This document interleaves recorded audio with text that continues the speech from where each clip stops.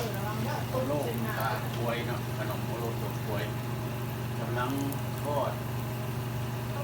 นี่แล้ว2-3ก้อนเนาะอันนี้ก็เป็นโฮมเมดวิดีโอโฮมเมดครับพี่น้องI think it tastes good มันสิแตกแล้วมันสิระเบิดแล้วเอาออกอย่างประมาณหน่อยหนึ่งเนาะ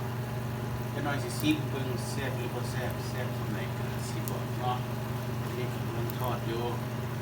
นักติ้นดงเด้งเนี่ยมันน้ำมันสิเขียนเป็นบาดย้อน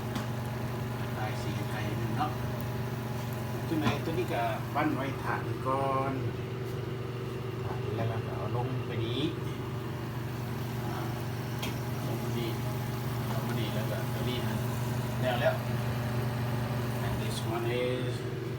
want to go in the deep